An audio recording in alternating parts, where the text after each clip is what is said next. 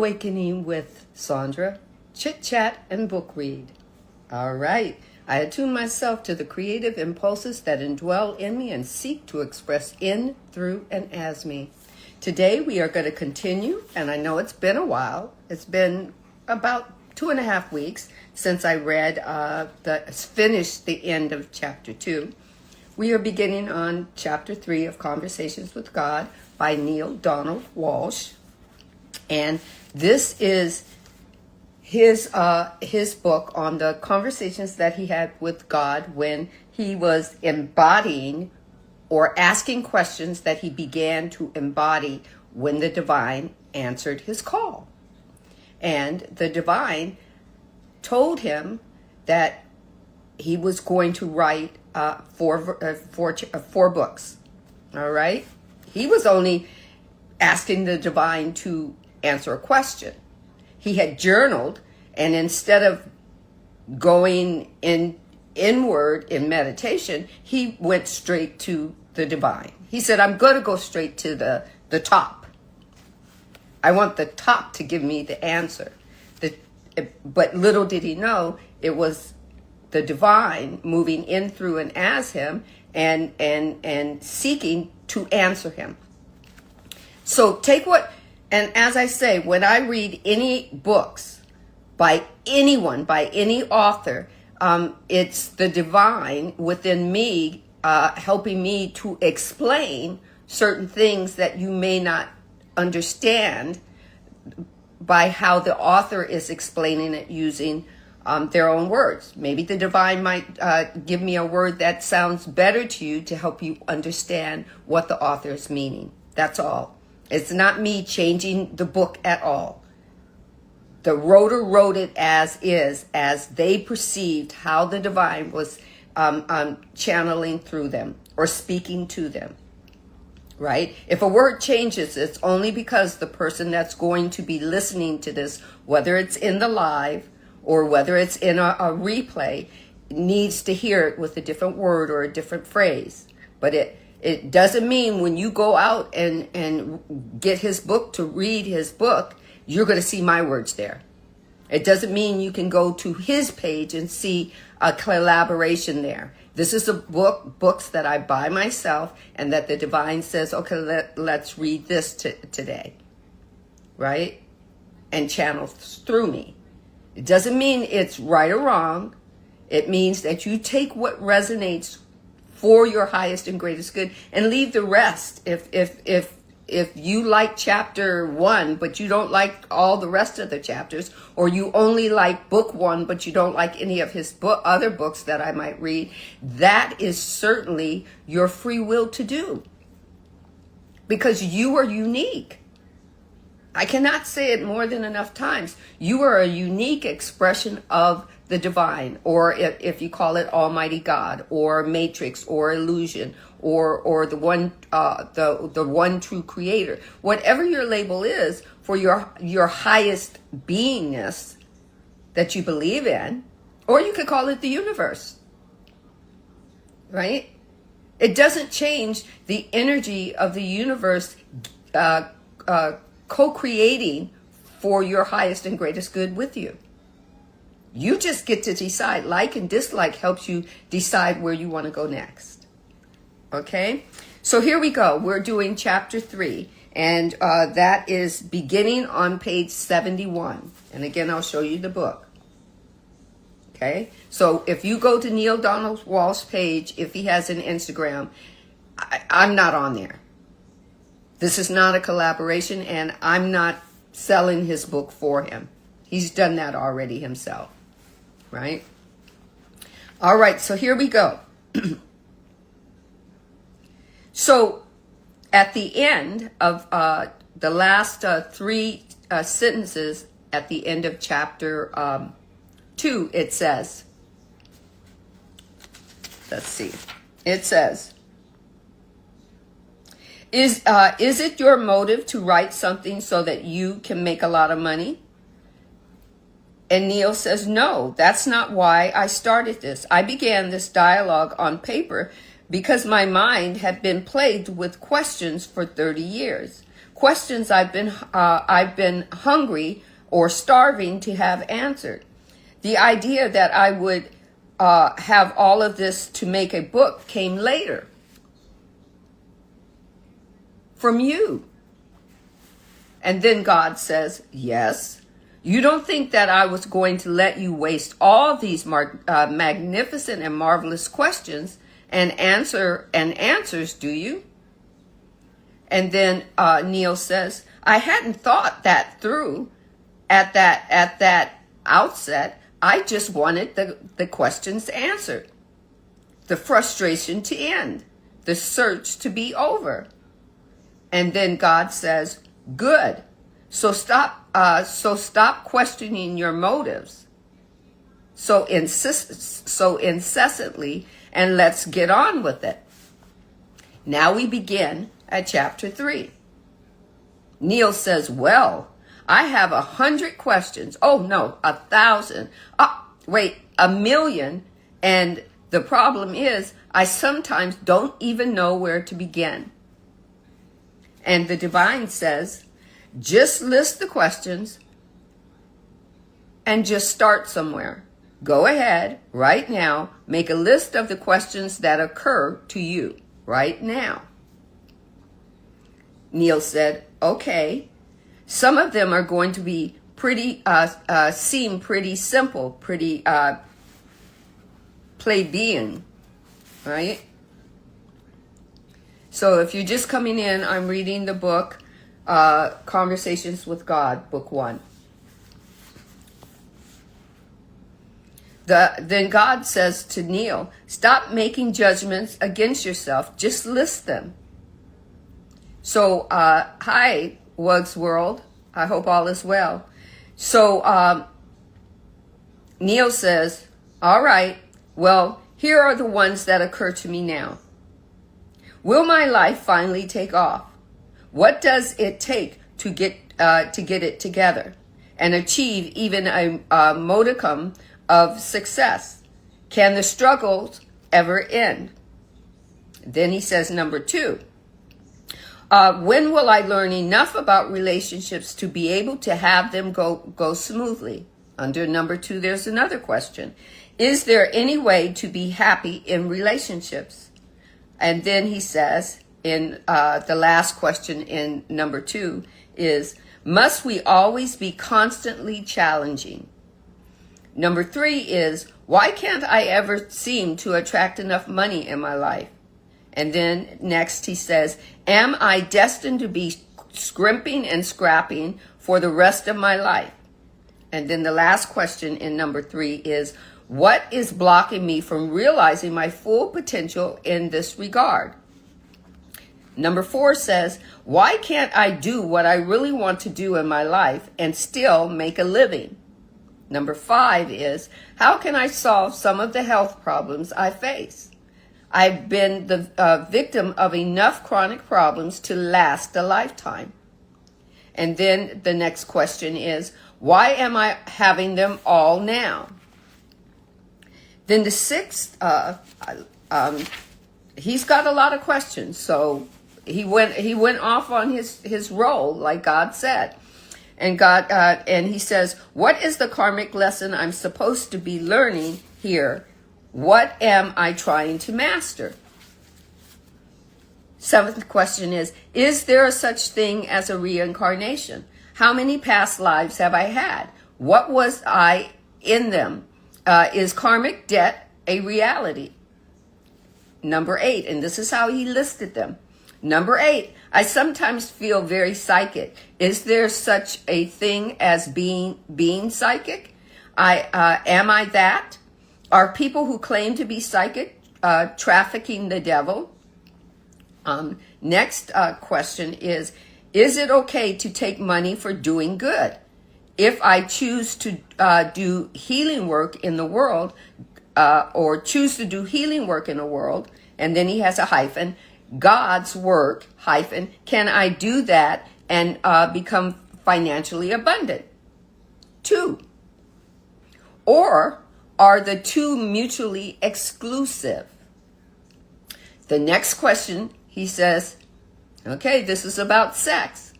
So he says, come on, what is the real story behind this human experience? Is sex purely for procreation, as some religions say?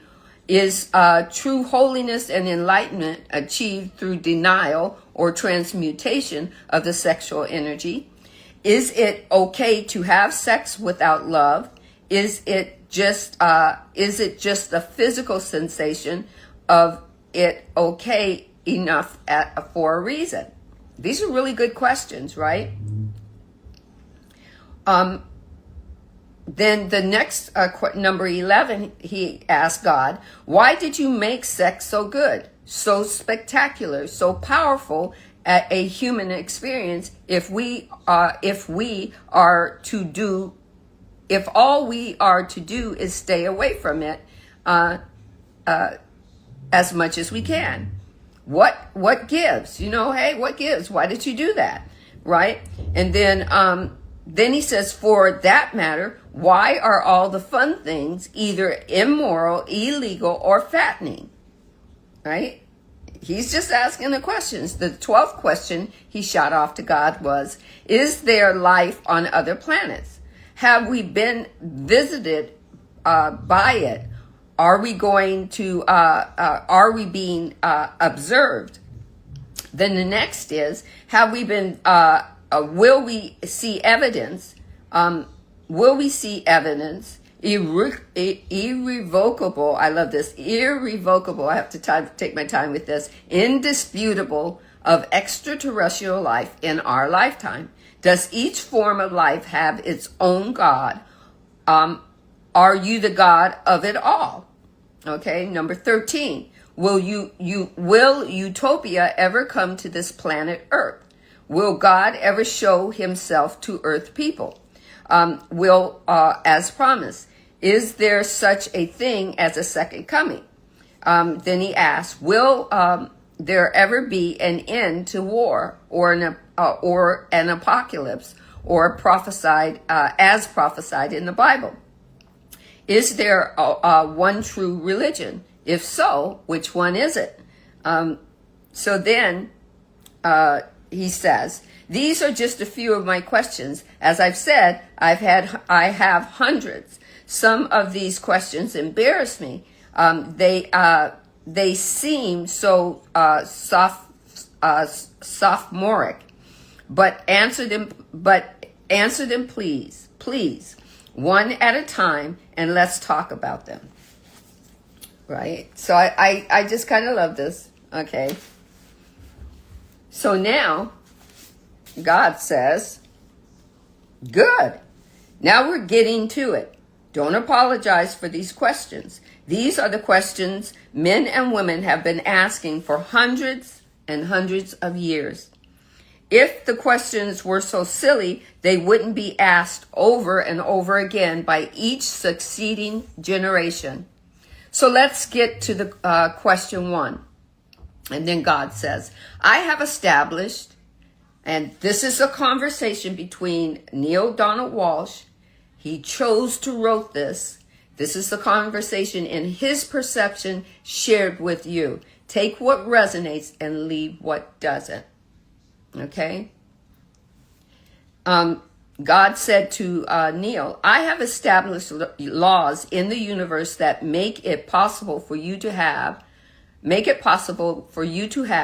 create exactly what you choose. These laws cannot be violated, nor can they be ignored. You are following these laws right now, even as you read this. You cannot follow the law. For these are the ways. For these are the ways things work. You cannot step aside from this. You cannot operate outside of it. Every minute of your life, you have been operating inside of it. And everything you have ever experienced, you have thusly created. Welcome in, Lisa. You have thusly created. You are in partnership with God, and he uses God. I use divine or creator. It's a label that we use. The divine speaks in vibration. Okay? You are in partnership with God. We share an eternal covenant. My promise to you is to always give you what you ask. Your promise is to ask, to understand and process, and the process of asking and answering. I have already explained this process to you. I'll do it again so you can clearly understand it. And he explained that process when we read in chapter 1. Okay. You are a threefold being. So when I say I'm triune, the divine is saying threefold, right? You are a threefold being. You consist of body, mind, and spirit. You could also call these the physical, the non-physical, and the metaphysical. This is the Holy Trinity. Now, this was one of the things that amplified my understanding and answered some questions that I had even as a young adult about reading in the Bible. The Holy Trinity was God the Father, God the Son, and God the Holy Ghost. Okay? This is the Holy Trinity, and it has been called by many names.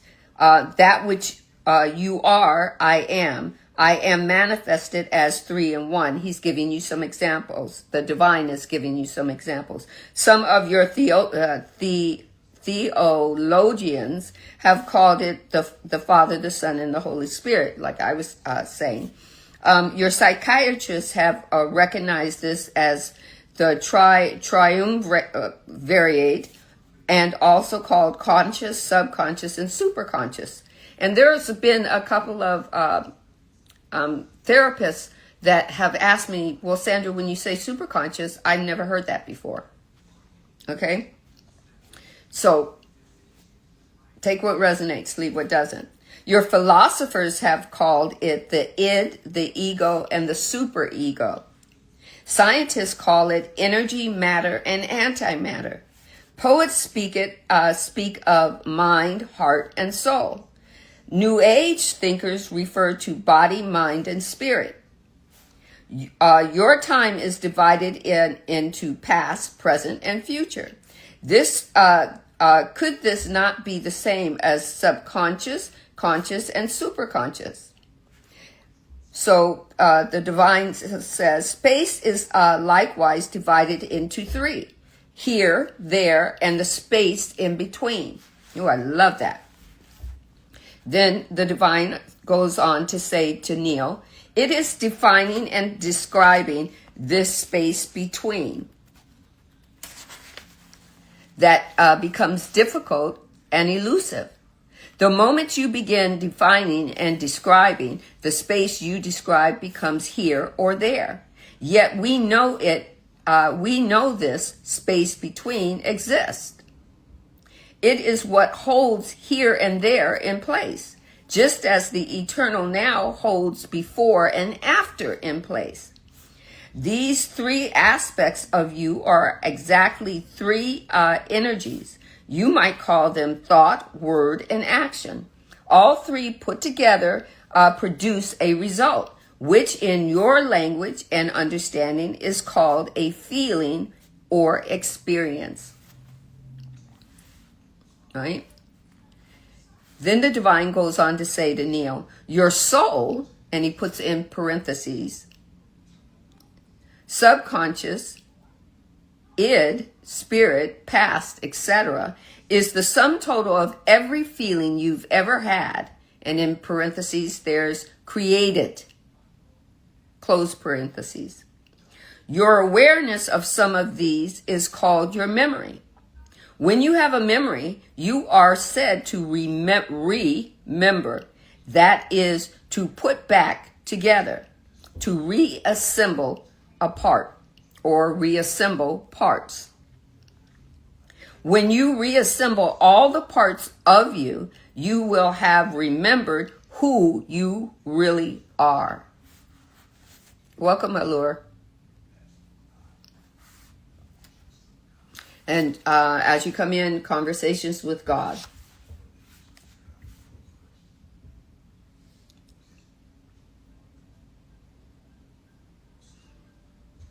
Okay. Then I have an asterisk by this, okay? It says, the process of creation starts with a thought, an idea, a conception, a visualization. Take the period. Everything you see was once someone's thought. Nothing exists in your world that did not first exist in pure as exists as pure thought. Welcome, Monique.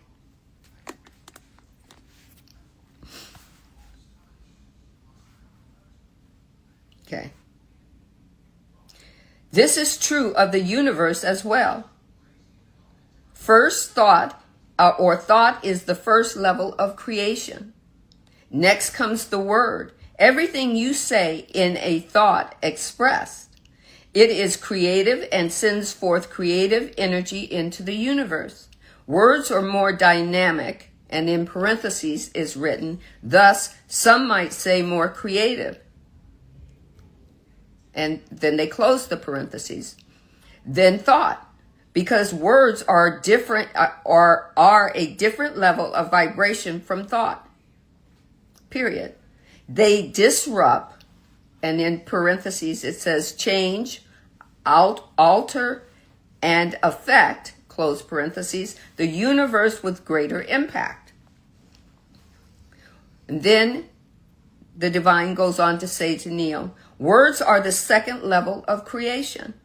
Next comes action. Actions are words moving. Words are thoughts expressed. Thoughts are ideas formed. Ideas are energies coming together. Energies are focused release. Forces are elements existent. Elements are particles of God, portions of all, the stuff of everything. Does anybody want me to repeat that?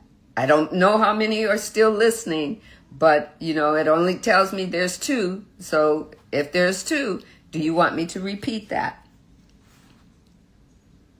The beginning is God. The end is action. Action is God creating and God experienced. I love that. I really do love that. Right? Okay. Page 75. Your thought about yourself is that you are not good enough, not wondrous enough, not sinless enough to be a part of God, in partnership with God. You have denied for so long who you are that you have forgotten who you are. Okay, you want me to read it for clarification? Okay, here we go. Okay, first comes the thought. That's the first level of creation. Next comes the word. That's the words expressed. After the words are expressed, next comes comes action, which are the words moving or becoming form. So here is where it says, next comes action. Actions are words moving. Words are thoughts expressed. Thoughts are ideas formed. Ideas are energies that come together. Energies are forces released. Forces are elements existence. Elements are particles of God. Portions of all, and that's with a capital A, LL, the stuff of everything. You always hear me a lot of the time, just when I'm going in flow, is God is all that is, and God is the all and the not at all. God is the no, God is everything, and God is the no thing. Right? And hello, it's Code Mariah. I hope all is well. Okay. I hope that clarifies it. So basically, there's God is telling Neal, the beginning is God and the end is action. Action is God creating and God experiencing. Okay. So next on page 75, we go to, your thought about yourself is that you are not good enough, not wondrous enough, not sinless enough to be a part of God and be in partnership with God. You have denied yourself for so long of who you are that you have forgotten who you are. This has not occurred by coincidence. This is not happenstance. It is all a part of the divine plan, for you could not claim, comma, create, comma, experience who you are if you already were. What am I reading? Okay, it's called Conversations with God by Neal Donald Walsch. Okay, so the divine goes on to say to Neal, I'll repeat that. The divine says to Neal, this has not occurred by accident. This is not happenstance. It is all part of the divine plan, for you could not claim, comma, create, comma, experience who you are if you already were it. It was necessary first for you to release, and in parentheses it says deny, or comma, or forget. And you know how it's said that when our spirit or soul comes into our body, it has a little bit of amnesia, right? Because it's a higher vibration coming into a lower density body. That was all planned. It wasn't happenstance. It didn't happen by accident. It was done on purpose so that you could recall through all your experiences who you are and where you came from. And understand that you are a spirit being, if you want to call yourself that, a spirit being or a soul being having a human incarnation in a physical body with a conscious and aware mind. And that you're not doing this alone, that the divine is doing this as well, because the divine is seeking itself through us to see itself as form, because it already knows that it is all that is and all that is not. Take what resonates. You might not believe it that way, and that's totally okay. Why? Because we were all given free will to have an expression so that the divine could see itself through us, through how we see ourselves, through what we believe, through what we trust, through our growth process, so that we could shift and evolve, and the divine could see itself through us, shifting and evolving. Take what resonates. You don't have to believe it like I believe it. Everybody is going to take the information that they're given. And I honestly believe that we should take in information and then discern it. But we're taught to take information in and just judge. Therefore, if you're just judging, you're not learning anything. You're just repeating what somebody else is saying. Is what somebody else is telling you is perfect and right. Right? When the divine gives you a download and requires or asks or even allows you to share it with somebody, there are a lot of people that will come in and go, I don't believe that. That's not right. But that's their perception. That's just only their perception. So is your purpose that which vibrates the highest through divine love for the Most High? Is it my purpose to vibrate the highest through the divine? I believe that it's our purpose to express our thoughts, our thoughts into words that are going to allow us to take action to express in a way that we learn more of our story. We're not all going to learn the same way. So you can hear me say this, however long my live is, and then you can go into somebody else's live, hi Nadrea, somebody else's live, and hear this exact same conversation, but using totally different words. I believe in that my soul is my heart. Some people believe that the soul is the mind.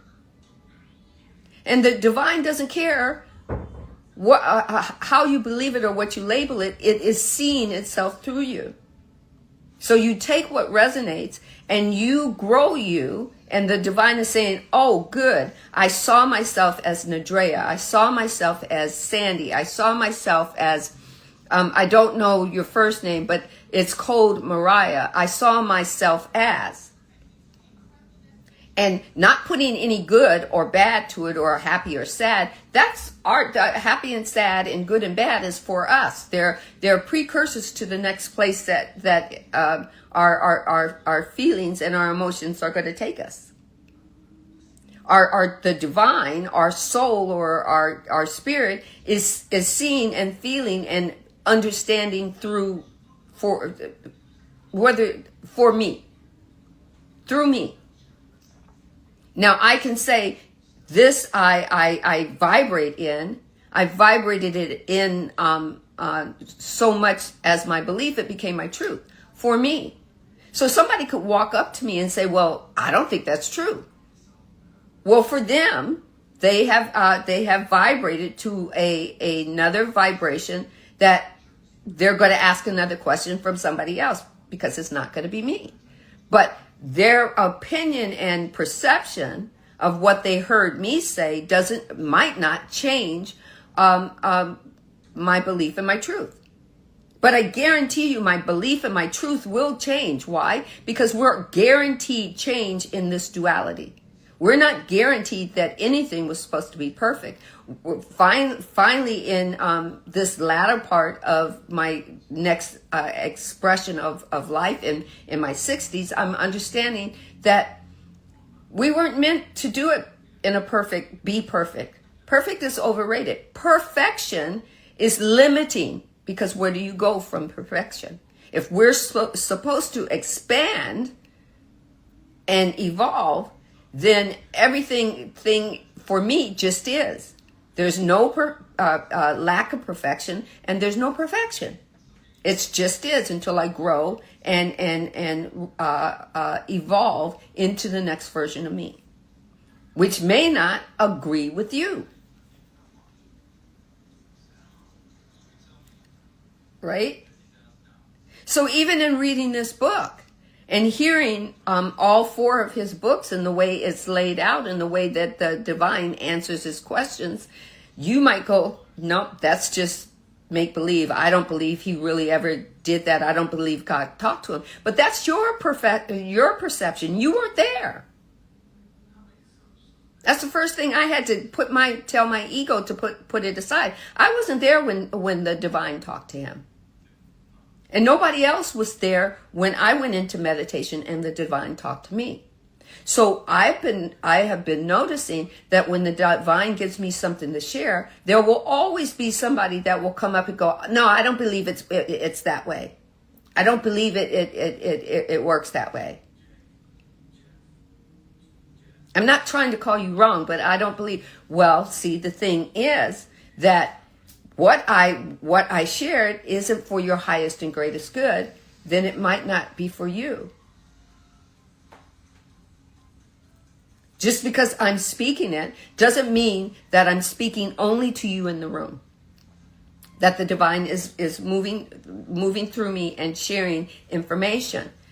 That this book was only meant for me to read to you, not to maybe the other 5 in the room. That's why the first download that I ever got from the divine was telling people, take what resonates and leave what doesn't.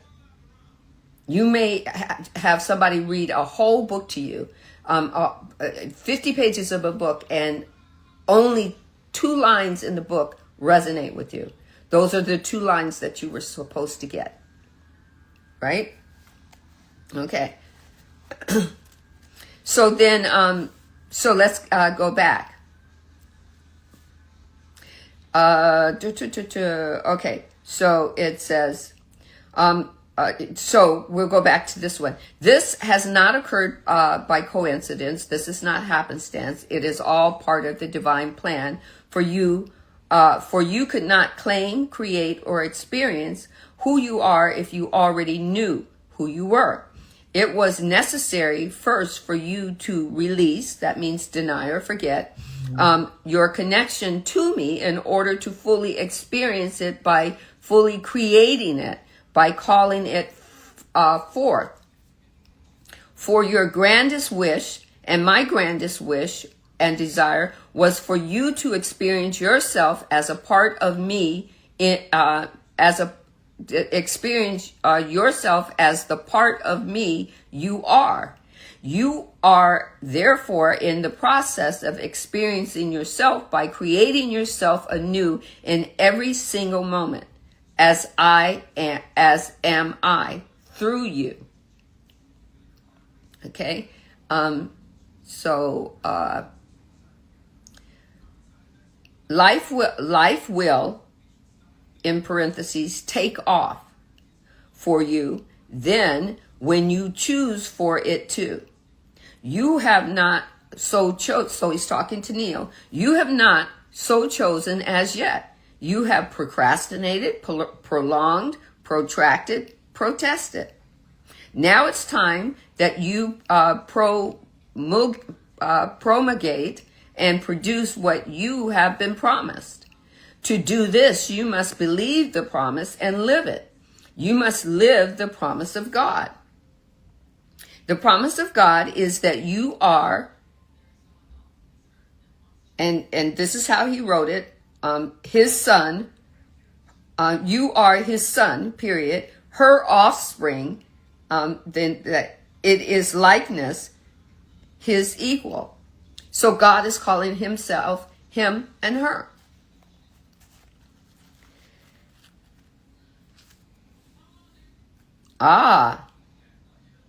Here's where you get hung up. You can accept his son, offspring, likeness, but you recoil at being called his equal.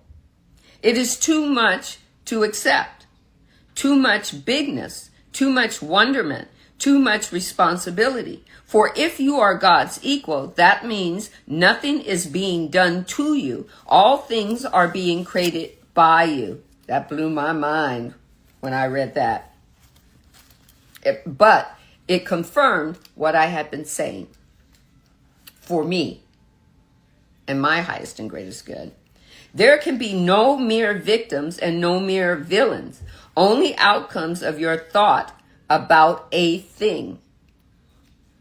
And then the divine says to Neal, I tell you this, all you see in your world is the outcome of your idea about it, about the world, or about the thought that got created in the world and keeps presenting itself to you. So then the divine says, do you want your life to truly take off? Right?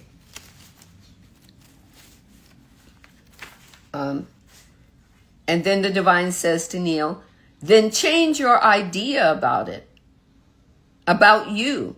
Think, speak, and act as the God you are. I love that. I just love that. All right? And then the divine goes on to say, of course, this will separate you from most of your fellow men.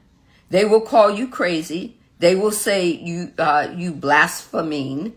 They will eventually have enough of you, and they will attempt to crucify you.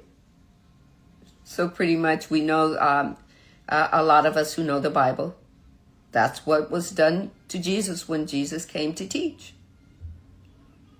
He didn't want to be anybody's God. He didn't want to be worshipped. He just wanted to show the people how to use the energy. Because he knew that they were gods just like he was a god, and that he was a part of God and God was a part of him. That it was a collaboration. It was a waltz done together. Right? Okay, so the divine also goes to say, then they will do this not because they think you are living in a world of your own illusion, which they believe most men are gracious enough to allow you your private entertainment, but because sooner or later others will come attracted to your truth for the promises to hold them. That means the more you share your information and your wisdom, more people will become attracted to the energy of those words. If you're speaking the vibration of the words, and the vibration of the words are creating the story of say abundance and peace, people will come seeking abundance and peace, and how to get it, how to vibrate there. All right. Welcome, Atuno. Okay. Here's where your fellow men will intervene. For here's where you will begin to threaten them. For your simple truth, simply lived, will offer more beauty, more comfort, more peace, more joy, and more love of self and others than anything your earthly fellows could provide. So, this is where, people will come and call you, oh, you're out at, you're woohoo, you're crazy, you believe and see it a different way, and I think I was told that I needed to have a come to Jesus moment. I was told that I needed to believe on the blood of Jesus again and rededicate my life.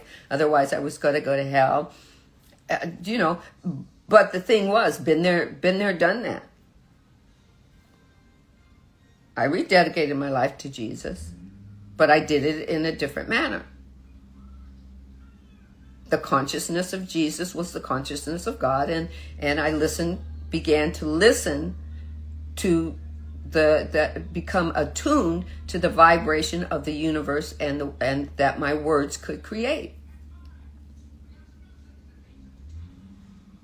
And of course, when you measure yourself by the standards of God and say, well, I'm made in the image of God, therefore I am God, because God is telling me that I'm God. I come from the realm of absolute, or what most people call heaven. I've come here to have an experience and expression, and God is moving in, through, and as me. Of course, people are going to say, you're crazy. You're a blasphemous. Your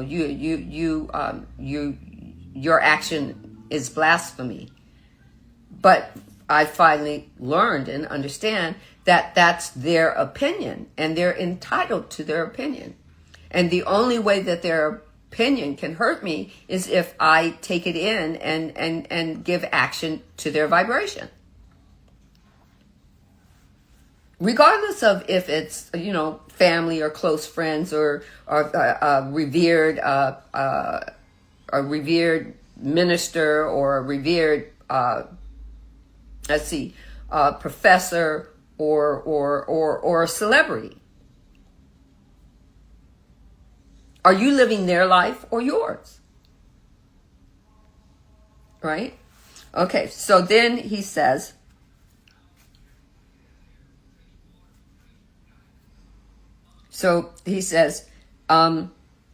they will eventually have enough of you, and they will attempt to crucify you.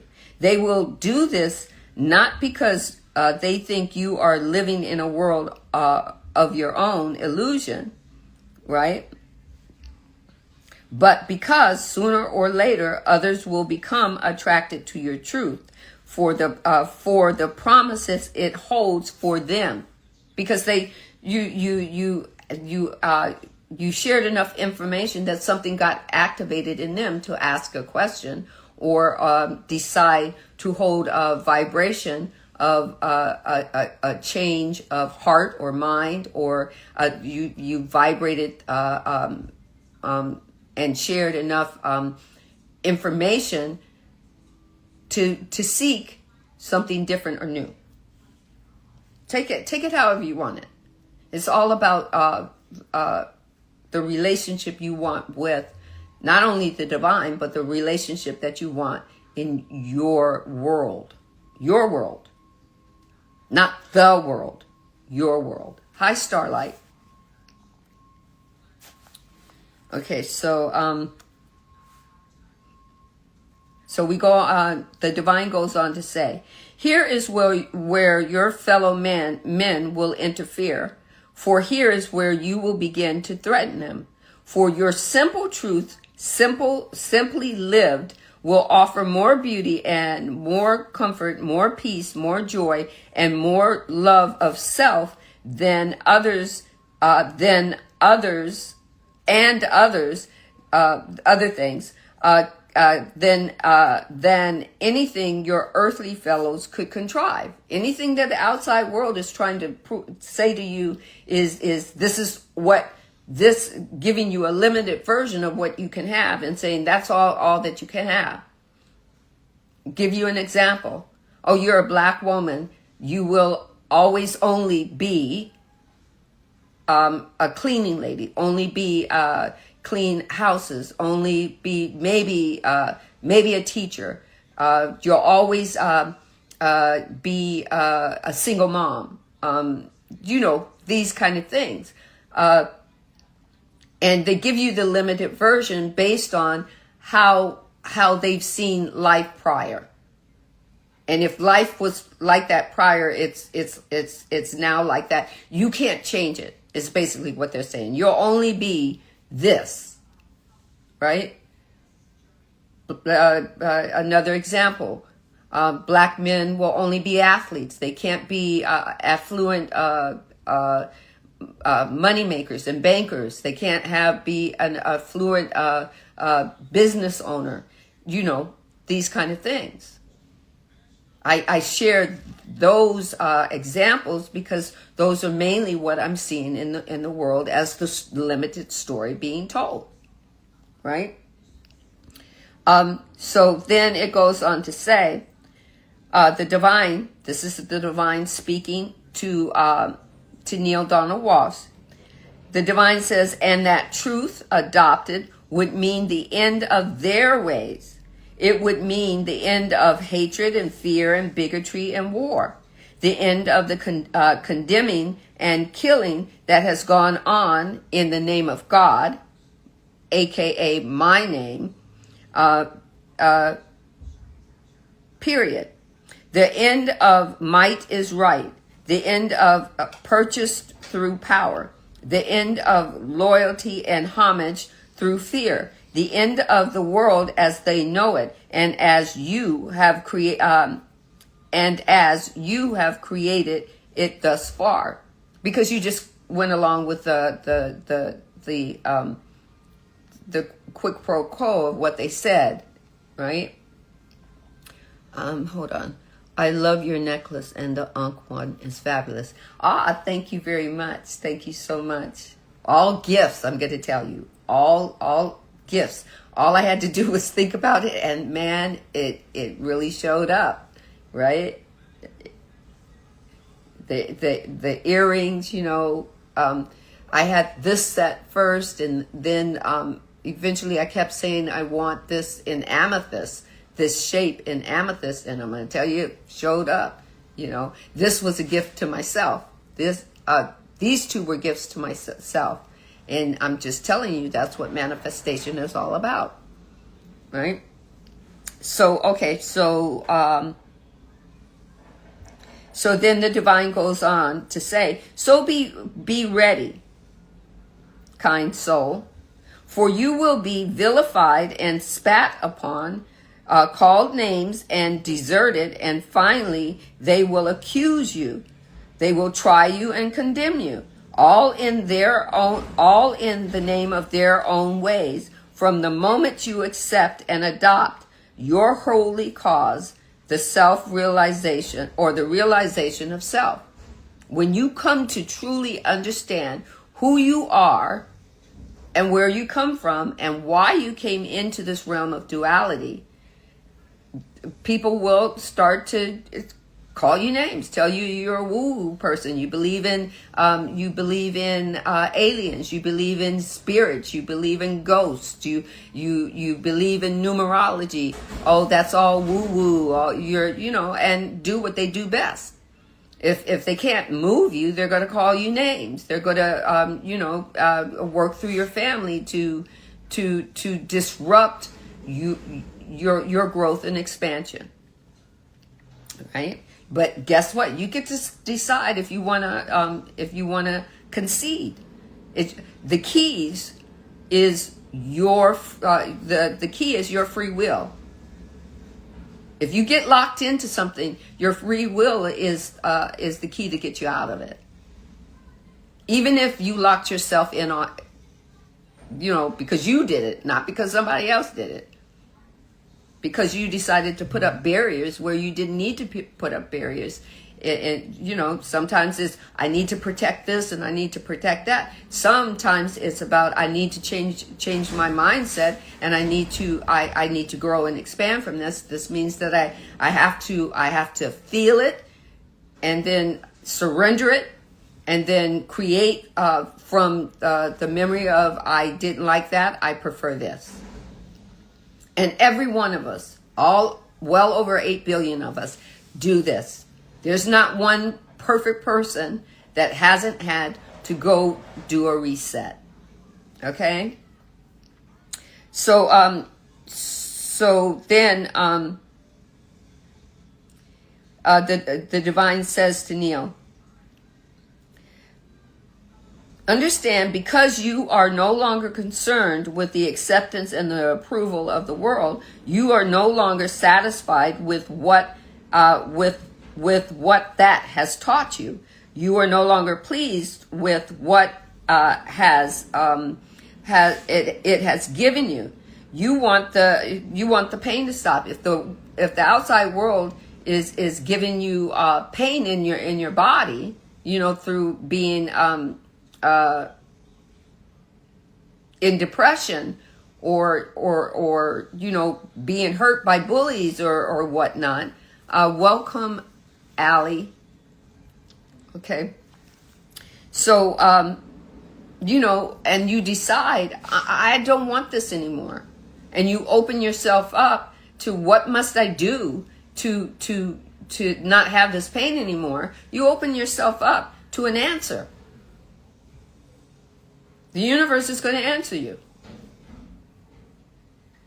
The will of God is your will for yourself. You wouldn't have been given free will. Take that in and chew on that. You can. It may resonate with you. It may not. It's all about what you feel within you through your feelings, through your thoughts about your feelings, through your emotions about your feelings, where it's going to take you next. You're the only one that can activate your GPS. And in order to activate the GPS, it's through like or dislike, through hate or love. Right? So then the divine goes on to say to Neal, you are no longer pleased with what the world has given you. You want the pain to stop, the suffering to stop, the illusion to end. You have enough of this world as it is presented to you. You seek something newer. You seek a new world. The new world, the divine has shown me, is within you. It's the unknown calling out to you to say, dive. Dive into the unknown of yourself. Take a chance on yourself. It's the scariest thing you'll ever do, believe me. But you take the unknown and befriend it and look for where it can show you who you really are, and then you embrace it, it becomes known. And it's not as scary anymore. So then the divine says, seek it no longer, just call it forth. Right? And you might be hearing some noises outside. I live in a very vibrant neighborhood. Okay? So the divine says, seek it no longer, and puts a period, and then says to take a pause right there. Now, instead of seeking it, call it forth. You already have it in you. And then Neal says to the divine, can you help me better understand how to do this? How to seek it no longer, but just call it forth. And the divine says to Neal, go first to your highest thought about yourself. Imagine the you that you would be if you lived that thought every day. So if you have a thought, right? Thoughts are flowing all around you. You grab a hold of this thought. It might be a thought that keeps coming around because it had attention in your past. You gave it some attention, and then you suppressed it, and then another thought just like it surfaces and it's flowing around. The divine is telling Neal to go first to the highest thought about yourself and imagine who you would be with that thought before you vocalize it, before you bring it to life. Would you? So it says, imagine the you that you would be if you lived that thought every day. Imagine what you would think, do, and say, and how you would respond to what others do and say. It's just imagination. You get to imagine it. You get to, try it on for size. You don't have to purchase it if you don't want to. Just like going into a dressing room and trying on a dress or a pair of slacks, or sitting down and trying on a pair of shoes and walking around in the shoe store. You haven't bought it yet. Okay? Imagine what you would think, do, or say, and how you would respond to what others do and say. Do you see any difference between the projection and what you think, do, and say now? Welcome, Betmo Marquis 62.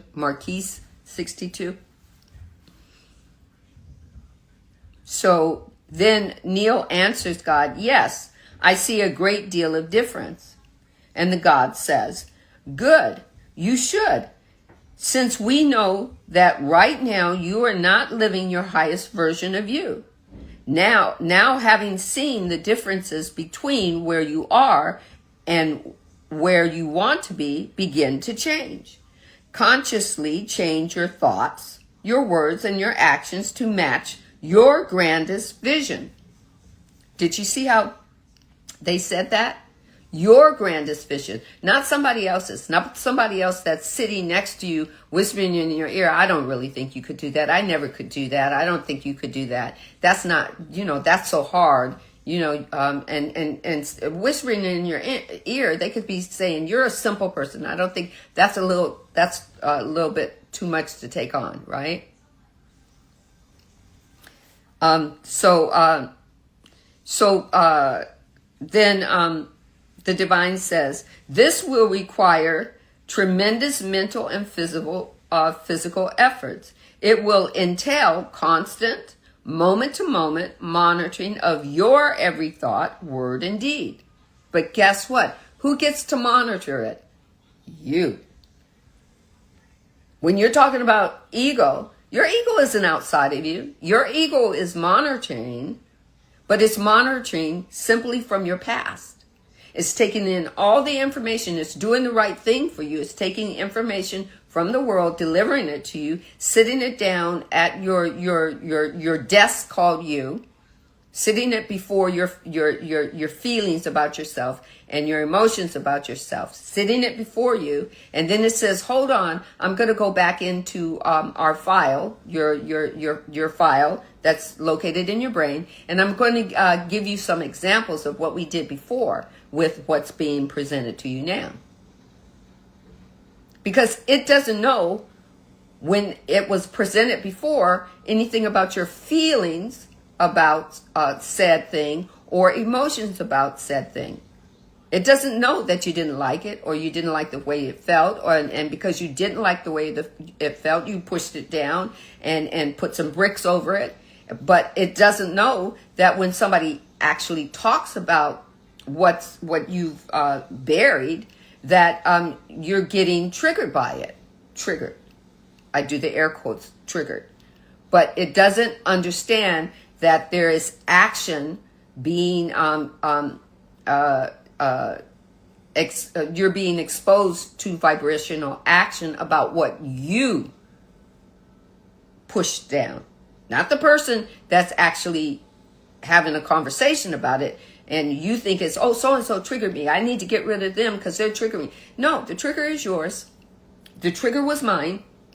It's something that I buried deep inside me that I didn't want to deal with. It might have happened because of a certain situation or a circumstance, or even a conversation that you had with another person. But you burying the fact that you didn't want to deal with it,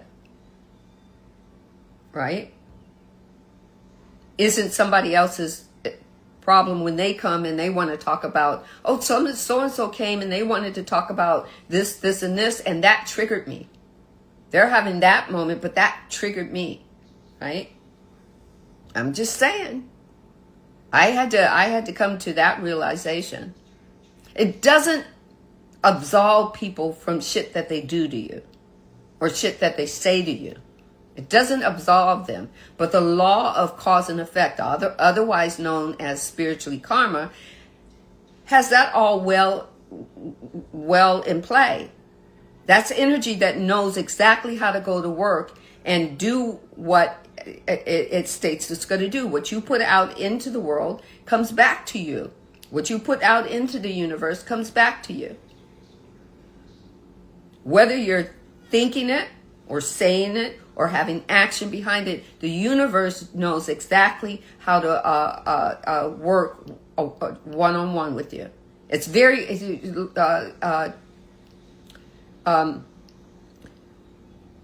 the cause of law and effect and is very personal, right? It doesn't absolve the other person who came in and maybe uprooted your life with their words, especially even if they're doing it purposely, because what they put out is going to come back to them. You just might not be around to see it or be there to go ha ha ha, because guess what? You do a ha ha ha, you're putting that out as energy as well. I'm just saying, I did it. And shit comes back to bite ya. I'm just saying. Anyway, so then the divine says, then when you experience these results, you deny that. Okay, so I go back. What you will find out if you undertake this challenge is that you spent half your life unconscious. That is to say, unaware of the conscious level of what you are choosing in the way of thoughts, words, and deeds until you experience the aftermath of them. Then, when you experience these results, you deny that your thoughts, your words, and your deeds had anything to do with them. This is called stop. This is a call to stop such unconscious living. Now he's explaining to Neal why he is where he is. So you get to take what resonates. This information has already been given to Neal about himself, and he wrote it down so others could understand this as well. You get to take what resonates and leave what doesn't. You don't have to believe this about yourself. You can believe that you're perfect. Go ahead. Okay? I'm just saying. Most people say, "Oh, that's not about me. My life is good. I'm perfect." Right? And guess what? The divine says, "I see you then. I see you and your life is perfect. If that's what you consider perfect is, let it be so." That's all. The divine isn't here to judge. If the divine was judging, why would the divine judge itself? The divine has no need to judge itself. It's only seeking itself in a different version of energy and form. That's all.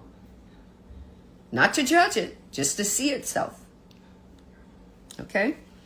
But if you want to consider that the Almighty God or the divine or matrix or illusion or the creator is judging you, then guess what? The divine says, let it be so. You'll be living in a form of judgment. It won't be the divine judging you, but you'll be living in a form of judgment. Let's see. Judging itself would be very human. Yes, but remember before, the divine said we're triune, right? We're spirit, body, and mind, or however you want to call it. Some say it's mind first, then spirit, then body. You know, if you're giving different percentages of what you are, then the divine says, I see myself as that in you. I truly believe that the divine sees itself equally in all parts that are body, mind, and soul, or soul, body, and mind, right? So the divine is seeing itself as us being the human self and judging ourselves. But the divine itself doesn't judge itself, because it is the all and the no thing. It is the no thing and the something and the no thing. It is the all and the everything, and it just is. I can say it so many ways.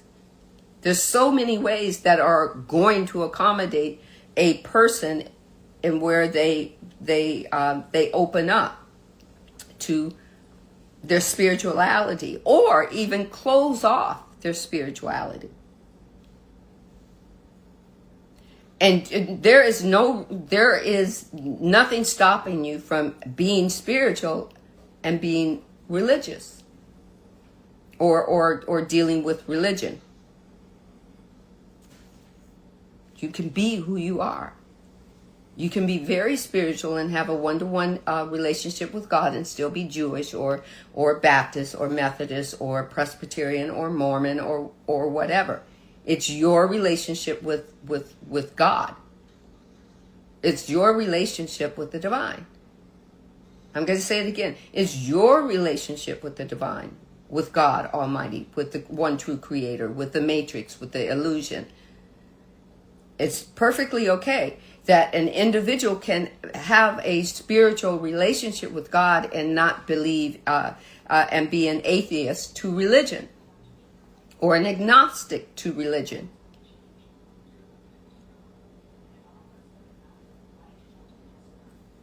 I'm going to tell you the things that started to blow my mind as information started to trickle into me. And it wasn't just because of this one book. It's because I think at the age of 4 or 5, maybe even maybe about 6, the moment that I started hearing other people say things, I always had questions.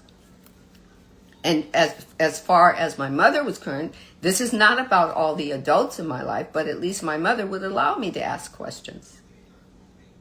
She didn't find it obtrusive. She didn't find it that there was a certain place for me to ask a question. I could just ask a question. She may not have known the answer, but definitely we could talk about why I was asking the question. Right?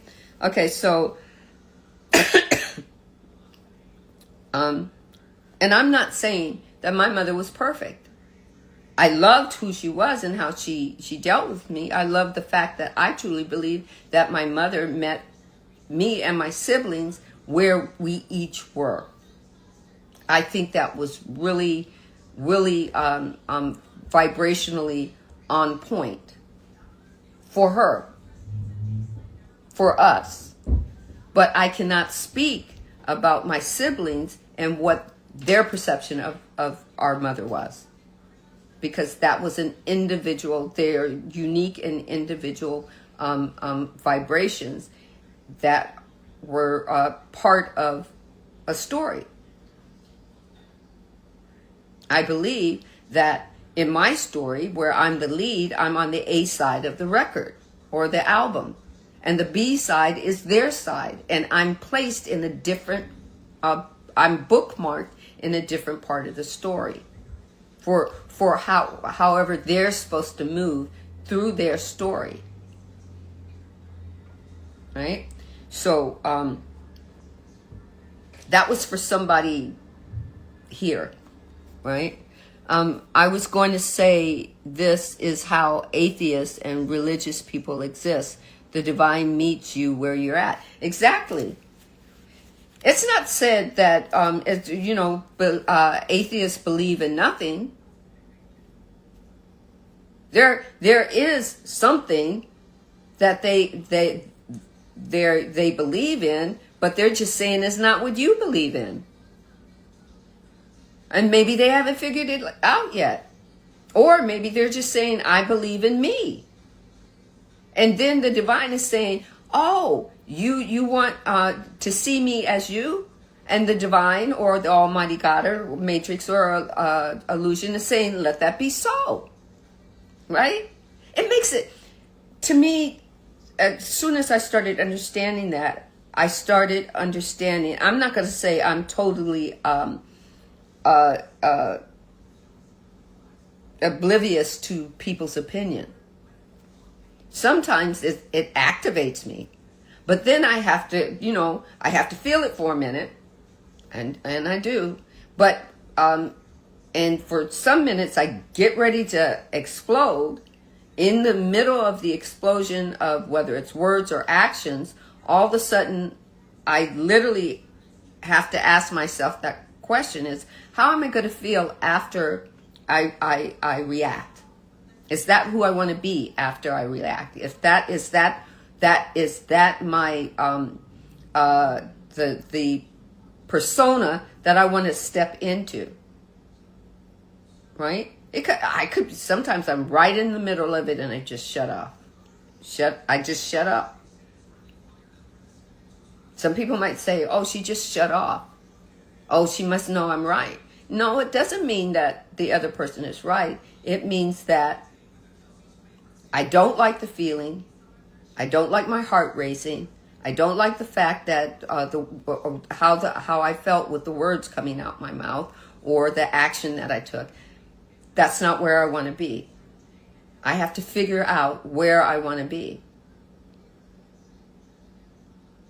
It's not about the other person.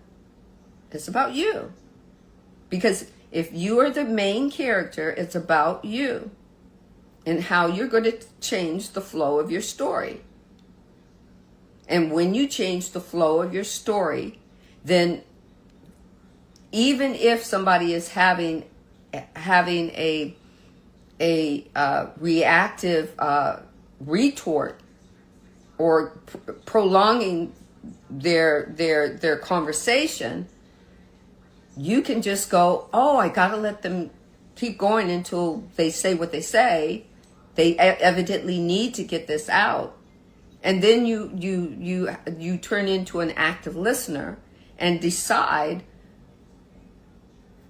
what you're gonna take, what's gonna resonate, if any a little inkling resonates, or it doesn't resonate at all, then you get to decide, well, I'm not going to have it. I'm not going to continue this active reaction. I'm going to let it go. I'm going to surrender it. I'm going to let it flow. Yes, it may be hard because you might want to try and put people in their place, but the energy of when you're changing your energy will do that for you.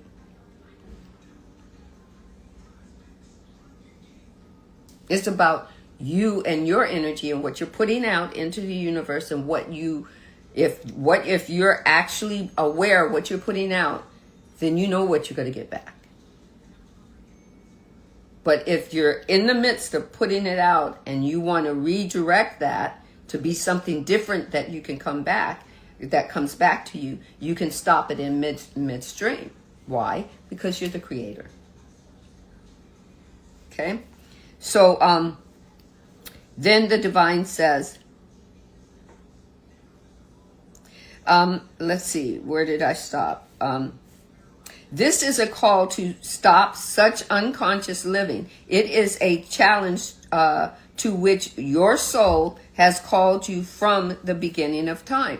The divine is talking to Neal and saying, your soul, or some people say soul is in here, and your spirit, your spirit or your higher being is what connects you from your soul, your heart, to your higher being. And your higher being is connected to the one true divine that's moving in, through, and as you. It doesn't matter what the process is. That's your process. Whatever those labels are for you. It does not make anything right or wrong. It makes the divine is just saying that your soul called you from the beginning of time to have an experience in this duality, with the polarity of energy that it has, so it could seek to be and have feel and be explained the feelings and emotions that you're having, so it can have a form experience in this earth realm, so that it can have experiences and expression, and God can expresses me. God is expressing as Sandra at the same time that God is expressing as Wug's world. Infinite possibilities, right? Okay. So then Neal then begins to speak. Neal says, that kind of continual mental monitoring seems as though it might be terribly exhausting. Right?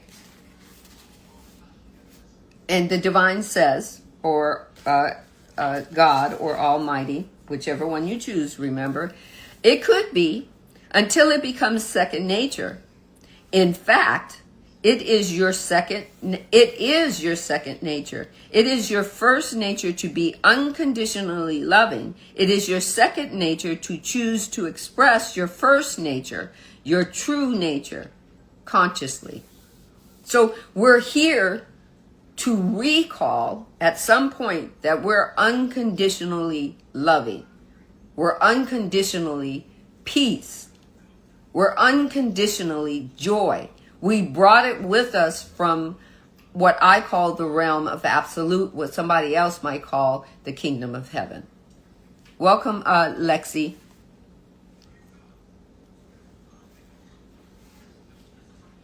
I was going to say the divine meets you where you're at. Most of the time, arguing isn't worth it.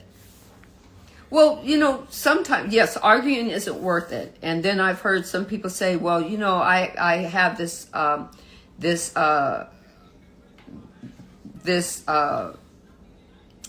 my page, I like to debate. And some people learn from debating. Me, I never liked debate in junior high school and high school. I just thought it was just a form of a low-grade form of arguing. Where only one person can be right. for me. Okay. It may not be that way for someone else. So then, then Neal interjects, excuse me, but wouldn't this kind of nonstop editing of everything I think, say, and do make Jack a dull boy? There we go with the human, we're putting the human element of judging ourselves in there, okay? So he did it with a little laughter. And then the divine said, never. Different, yes. Dull, no. And then the divine says, was Jesus dull? I don't think so. Was the Buddha boring to be around? People flocked and begged to be in his presence. No one has attained mastery is dull. Unusual, perhaps. Extraordinary, perhaps, but never dull. But remember, the perception a person has about you, they could say it's not their cup of tea and he or she is dull, or they need to grow a personality. Remember, that's their perception. Doesn't have to be yours. Okay? So then the divine says, so do you want your life to take off? Begin at once to imagine it the way you want it to be and move into that. Check every thought, word, and action that does not fall into harmony with that. Move away from those. Then Neal says, when you have a thought that is not in alignment with your higher version, change to a new thought, and then and there. When you say a thing that is out of alignment with your highest or your grandest idea, make a note not to say something like that again. Wait a minute, I think this is the divine talking to Neal, right? Because then I'm gonna slow my roll. I think I'm gonna have a drink of water.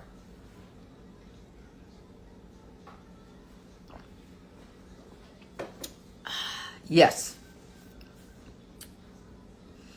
Okay, so the divine goes on to say to Neal, when you have a thought that is not in alignment with your highest version, change to a new thought. Just like let that other thought just kind of take a back seat and flow back, and then let another thought flow forward. Now you're going to have to try it on for size, to see if it fits for your highest and greatest good. True enough. But if that one doesn't, you just let that one flow, surrender it back to where it came from. It's just energy. A thought is energy wanting to present itself so that you can create from it. It wants to become. Okay? Then the divine said, when you say a thing that is out of alignment with your grandest idea, make a note not to say something like it again. When you do a thing that is misaligned with your best intentions, decide to make that the last time and make it right with whomever was involved if you can. Not that you have to make it right, but if you can make it right, go ahead and make it right. Surrender, or you forgive them, or sometimes people don't come to you and ask forgiveness, but if you forgive them, even without them asking, if you just put the act of forgiveness out there, that's for your highest and greatest good. That moves you into a place where you can move forward and grow and expand. And it also releases them from the karmic act of play. Maybe they didn't come back and ask forgiveness because they don't want to play with you anymore. The higher being that took on this body to do whatever it did, to activate you to do something else, then it did what it did and it moved on. Right? So at first I never used to think of it like that. I used to think, oh, so-and-so did this to me or did that to me, and they never walked it back. They never apologized. So, they're just awful people. But that kept me in victimhood. And maybe they came and did exactly vibrationally what they were supposed to do to get me to vibrate in a different way, to move, grow, and expand, and then evolve. And maybe they weren't supposed to come back. Maybe it was never the intention that they make an apology. And this could also be with people that are still in your life.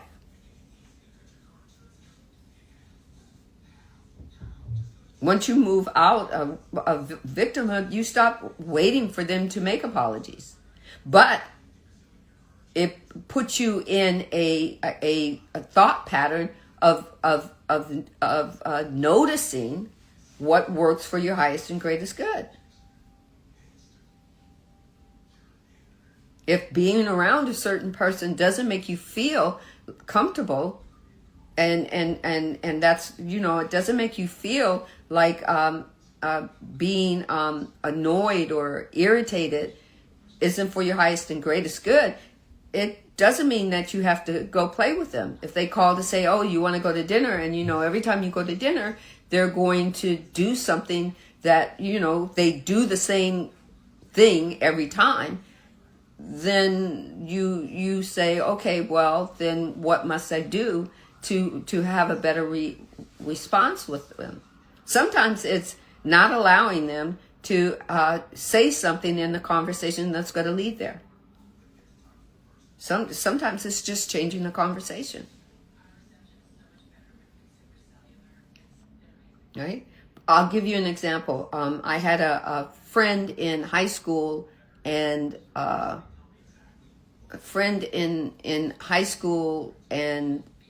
we didn't go to the same college or anything, and she had a weight problem due to medical things, and I understood this, right? But every time we would meet at a certain restaurant on my birthday or on hers, the same thing would happen. Every time I would order my food, because she had to eat a different set of food to monitor her weight, so that her heart rate and her not her heart rate, her blood pressure and whatnot. Okay, so I understood this, but every time I went and ordered my food, every time she would talk about what everything that was the calories in my food and how she couldn't have it, and the whole thing. Well, it kind of made me not really enjoy making those arrangements to celebrate our birthdays together. But what happened was, I actually told her one day, I understand everything that you're going through. I do understand it. I understand that, at that time, I didn't know about spirituality and that your body could heal yourself and stuff. I understood what she was going through, trying to monitor her weight for health reasons. But what I didn't enjoy was making me not enjoy my food based on what I ordered and what she couldn't have. And then, I explained some other stuff. And she said, Sandra, why hadn't you ever told me this before? And I had told her it's because I didn't want to, have bad blood. And she says, oh, no, I certainly understand. I didn't know that you felt that way. And we're still friends today. We're not, we live in different places and we're on Facebook and everything together, right?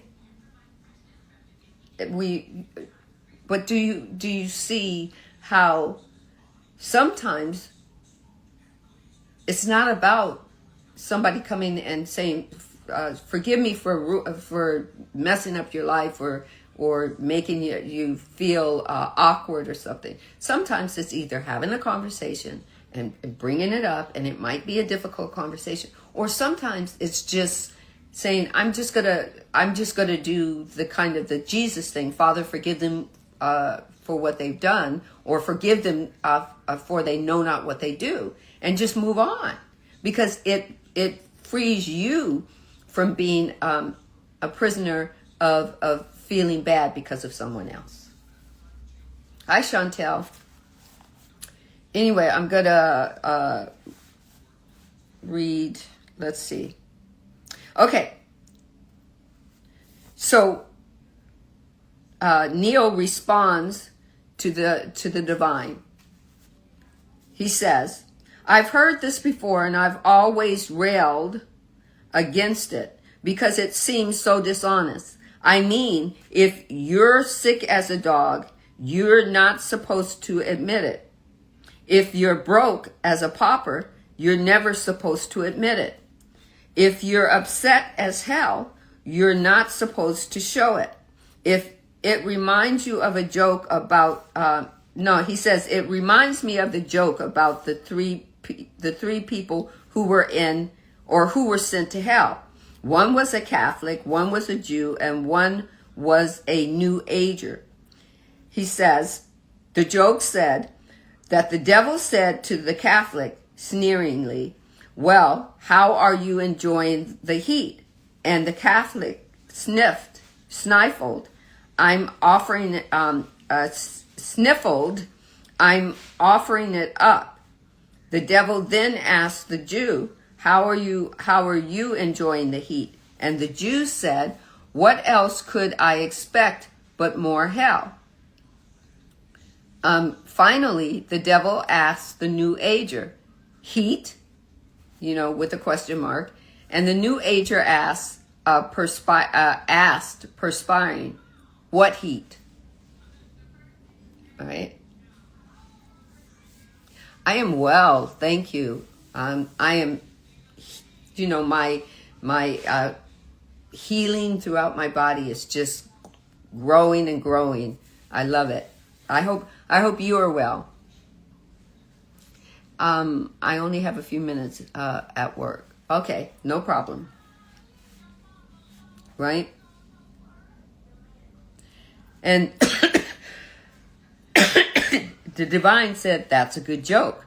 But I'm not talking about ignoring the problem or pretending it isn't here. I'm talking about noticing the circumstances and then telling your highest truth about it. If you're broke, you're broke. It's pointless to lie about it, and actually debilitating to try to manufacture a story about it so as not to admit it. Yet, it's your thought about it.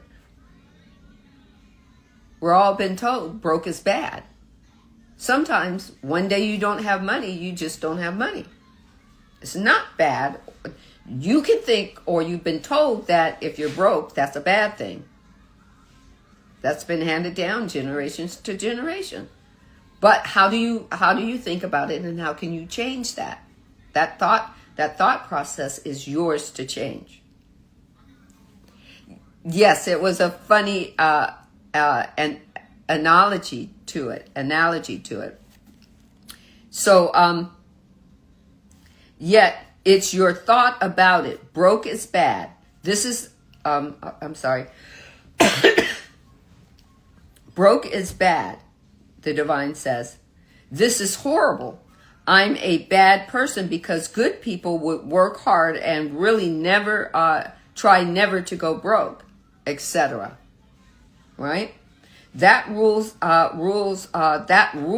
you experience brokenness. Maybe you grew up as a child who always saw your dad, or both your mother and father, always working because they always needed money. I need money for this bill. I need, I can't ever get to the point where I'm broke, because their parents, because them as children also saw their parents do that. And that's the definition that they have about broke. And that definition becomes internalized in your thought process about being broke. Exactly. It doesn't have to be a negative. Exactly. Well, some people, they just accept it, but they get stuck in just accepting it, and they don't do any of the processes to transmute it or change it or alchemize it into a new thought process for them, right? Yeah, and I'll tell you, I lived off credit cards with my children, and that put me more into debt. I didn't feel that just made me not feel good, because literally I was led by trying to keep my family afloat, not by trying to, pay everything off and keep good credit and everything. That's another process of how people process it. I have a friend that all that matters is her good credit, and she makes sure that she talks about it.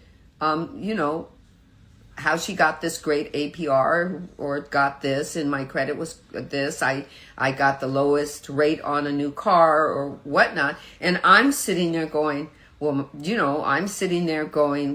my credit wasn't that great, because I, as a single mother trying to make ends meet, I maxed out my credit cards, but that was over 30 years ago. But it doesn't mean that my credit has improved. It just meant that I had to find out a new story that satisfied myself for my highest and greatest good, which is no credit cards, and I bought things when I had the cash to buy them. Or they now have plans where when you buy stuff, you can make 4 installments or whatnot. So that was me tapping into a source of the universe sourcing for me, right? I'm taking steps to alchemize. Yeah, we're always alchemizing. Some people, get there, and I'm not going to tell you that I wasn't in that thought process of being a victim of my credit. I've listened to people tell you have to have perfect credit or you'll never get anything. Or if you've got low credit numbers, you always pay a hefty APR rate, right? So, but these are the thought processes that we have, right? So, let's see. So, let's see. Okay, so I stopped at broke is bad. This is horrible. I'm a bad person because good people work hard and really never go broke. The rules, how you experience brokenness. It's your words about it. I'm broke. I'll never have a dime. I don't have any money.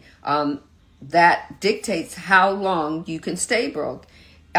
It's your actions surrounding it. Feeling sorry for yourself, sitting around being despondent, not trying to find a way out because what's the use anyway?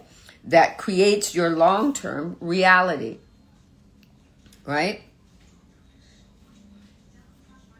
So then, the divine says, the first thing to understand about the universe is that no condition is good or bad. It just is. So stop making valued judgments. The second thing to know is that all conditions are temporary. Nothing stays the same. Nothing remains static. Which way a thing changes depends on you. And that's God putting the responsibility of you back with you.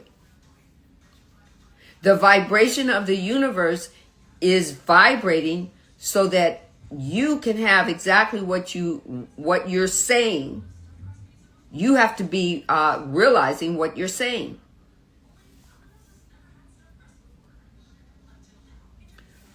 Yes, I can. Hold on a second.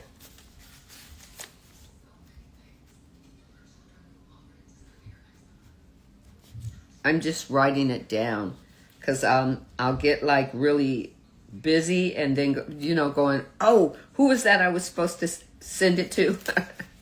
Yes, I will definitely save it. Okay. Okay. So, and then Neal says, excuse me, but I have to interrupt you here again. And in the book, he's always interrupting the divine God, right?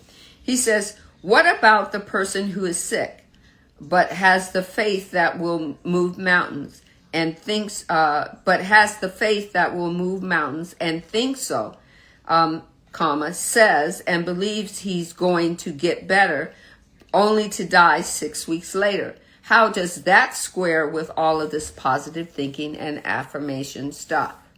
Right? So he's saying it sarcastically. So maybe I can read it this way. Well, excuse me, but I have to interrupt you here again. What about the person who's sick, but has the faith that will move mountains and thinks and says and believes he's going to get better, only to die 6 weeks later? How does that square with all this positive thinking and affirmation stuff? And the divine says, that's good.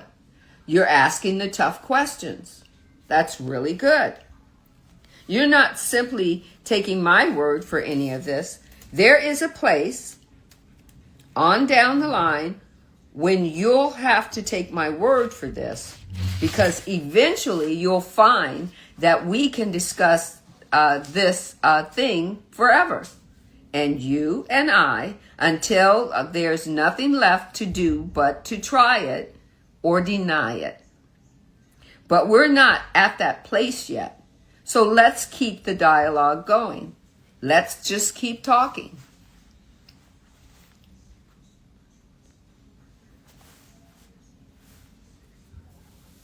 The person who has the faith to move mountains and dies 6 weeks later has moved mountains for 6 weeks.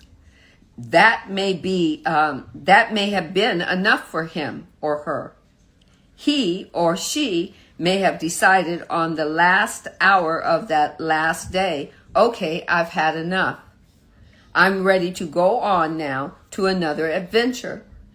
You may not have known of that decision because he or she may not have told you. The truth is, he or she may have made this decision quite a bit earlier, days, weeks earlier, and may have not told you, not have told anyone. You have created a society in which it is very not okay to want to die. Very not okay to be okay with death. Because you don't want to die, you can't imagine anyone else wanting to die, no matter what their circumstance or condition. But there are many situations in which death is preferable to life, which I know you can imagine if you think about it for even a little bit.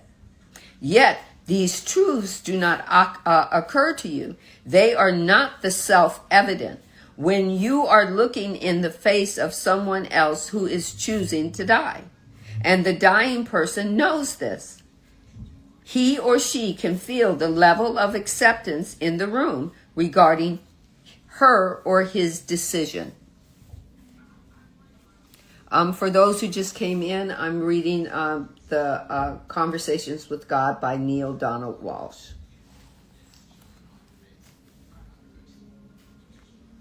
Have you ever noticed how many people wait until the room is empty before they die? Some even have to tell their loved ones, no, really go. Go get a bite to eat, or go get some sleep. I'm fine. I'll see you in the morning. And then when the loyal guards leave, so does the soul from the body of the guarded. If they told you their assembled relatives and friends, I just want to die, they would really never hear it. Oh, you don't mean that. Or, now don't talk that way. Or, hang in there, please don't leave us. The divine goes on to say to Neal, the entire medical profession is trained to keep people alive, rather than keeping people comfortable so that they can die with dignity. You see, a doctor or a nurse, death is failure. To a doctor or a nurse, death is failure. To a friend or a relative, death is a disaster. Only to the soul is death a relief and a release. And then I have a bracket around this paragraph.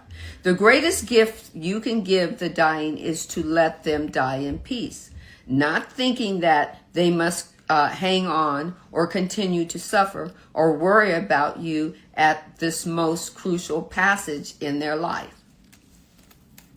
I put brackets around that because had I known this true information, I would have had a whole different experience with death. Right? I'll just say it that way. Okay. Hi, Black Roots Apothecary.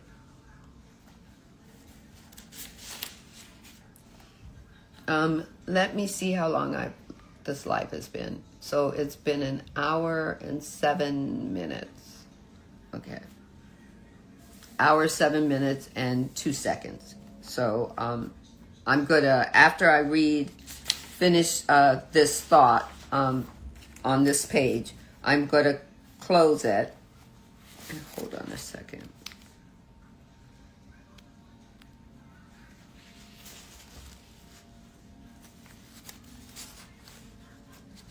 Okay.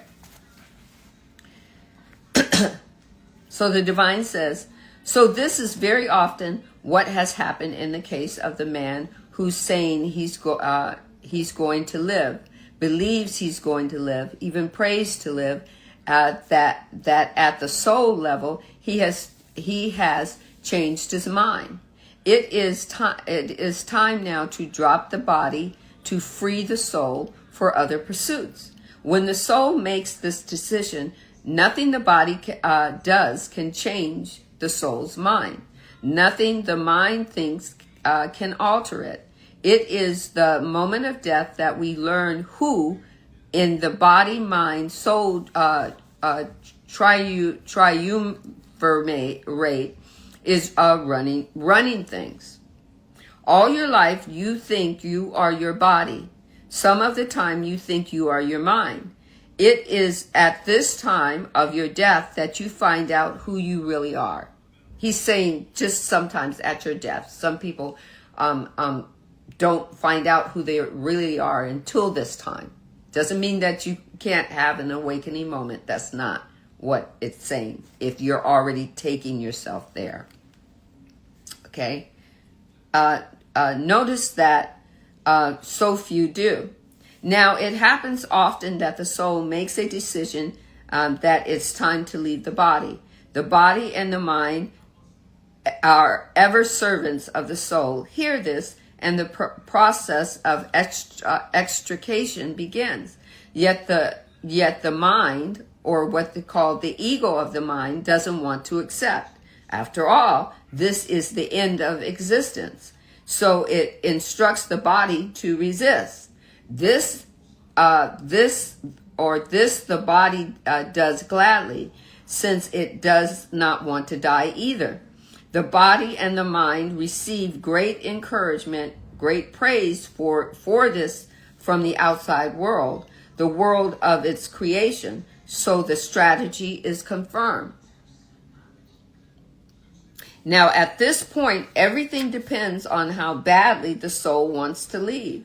If there is no great urgency here, the soul might say, all right, you win. I'll stick around for a little bit longer. But if the soul is very clear that staying does not serve its higher agenda, that there is no further way to evolve through this body, the soul is going to leave, and nothing will stop it, nor should anything try.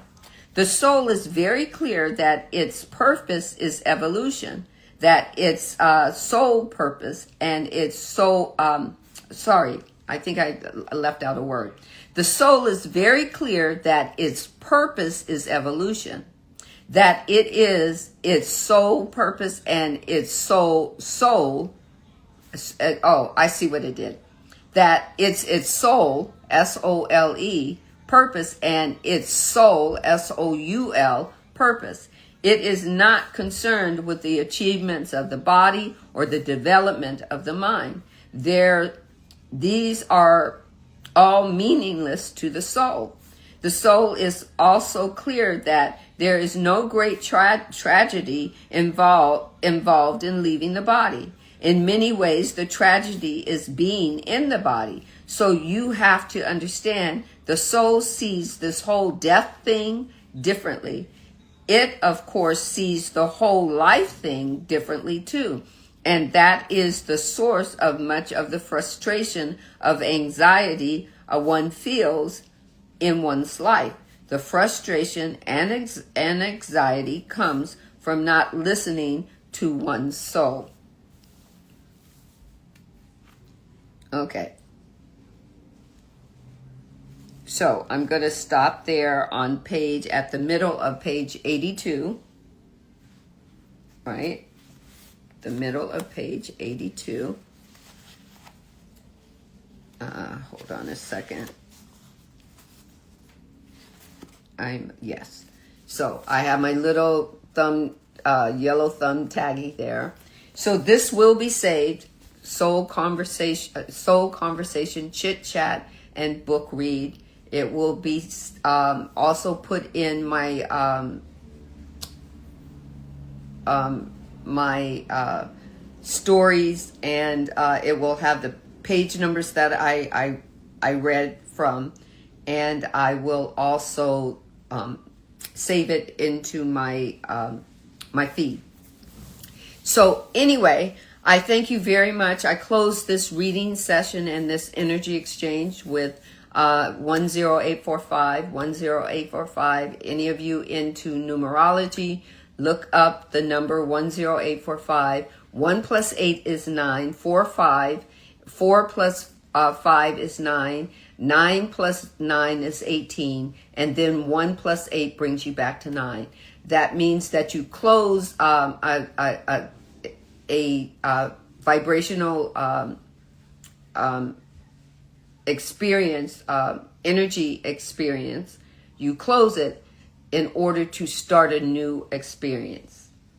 Okay, so it's closing and opening. You end a moment and then you open into a new moment.